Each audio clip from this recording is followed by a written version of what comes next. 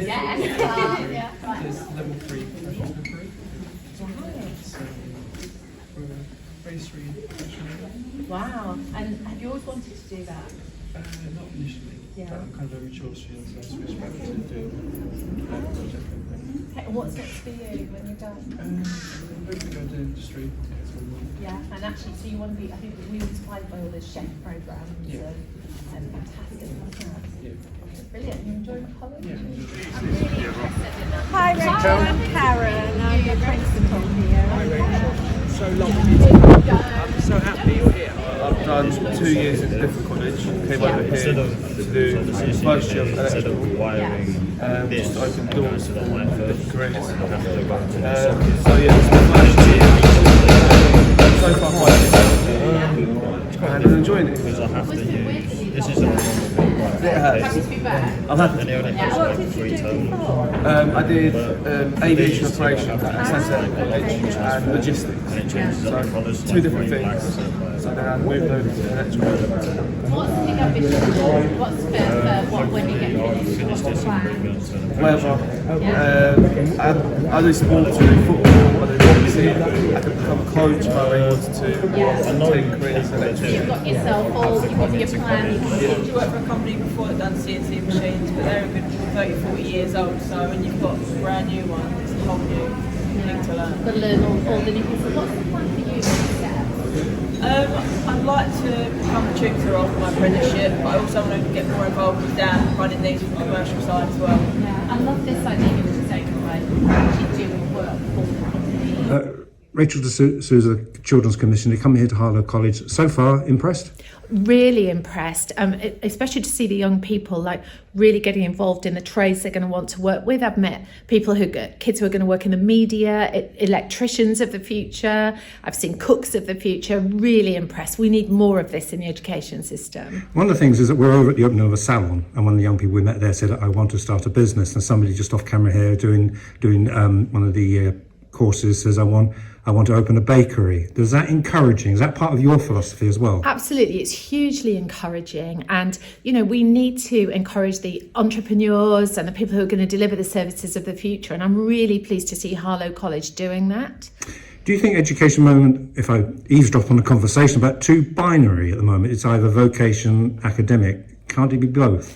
I think it absolutely should be both. So every child deserves a great education and they should be able to hit those academic highs, and they all need their English, their maths, to understand what it is to be a citizen in this country. But it doesn't need to be either or. We know that some young people are motivated more by doing very hands-on, very practical, very business or trade focused work, and actually some of the high-tech stuff as well. So I think it absolutely can and should be both. And I've just done a survey of over half a million of England's young people have spoken to me. And do you know what they've asked for? They've said, we like school, we like college, we think our teachers are great. They've said we need a bit more support to make sure we sort of pass our exams. But one of the big things they've said is we want to know about work, we want better careers, and we want more vocational pathways, more learning about trades and learning the skills that will get us jobs. So I'm here today to see how it's done. And so what you see today, what do you do with this information? Do you take it back to where?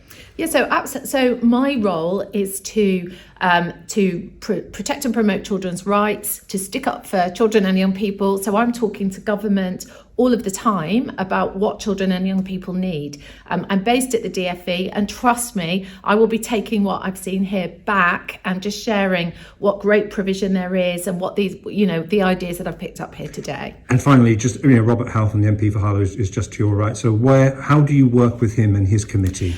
So I'm actually responsible to Parliament. Parliament, keep an eye on what I'm doing and check what I'm doing. So I'm sure he'll be asking me questions about my view on this and holding me to account, on how I'm promoting a really good education for all children, including the vocational education and all these pathways. And I have to say, Harlow is lucky to have Robert Halfon because he is an absolute advocate for children and what they need. So I think that's excellent, and we're going to try and work together to make things better for them. Robert Halfon, you've brought the Children's Commissioner here to Harlow College. Why have you brought her here today? Well, I'm passionate about education and skills. My first ever speech in Parliament was about apprenticeships way back in 2010. And as chair of the Education Committee, I have a role in looking at the work of the Children's Commissioner. And she's done a huge survey called The Big Ask, where she's asked thousands of students what they want from education and careers. And I had a meeting with her and I asked her to come to Harlow College. I visited Harlow College over 80 times since 2010. I love this college. It's one of the best colleges in England. And they're doing incredible work to help Harlow's young people get on the ladder of opportunities to get jobs and security for the future. And I wanted the Children's Commission to see it, to learn what they're doing and take it back to Westminster, that actually where Harlow leads, the rest of the country can follow. So what do you think she is going to take away from here? Because, you know, I think one of the discussions I had earlier is talking about that academic, vocational subjects. What do you hope she does take away and acts upon? The thing I've been trying to campaign for in Parliament is that our education system better prepares young people for the world of work. Some of it's there's a silly argument between, is education about knowledge, i.e. learning the names about fish in a river, and maths and English, absolutely all got to happen, but also skills, this big argument. What I want is both. I want people just not to know the names of fish, but also learn how to fish. And I'd like a more skills-based education system where there's much more vocational learning all the way through, and careers is embedded into the curriculum. So, for example, my granddaughter's in Year 8 at St Mark's.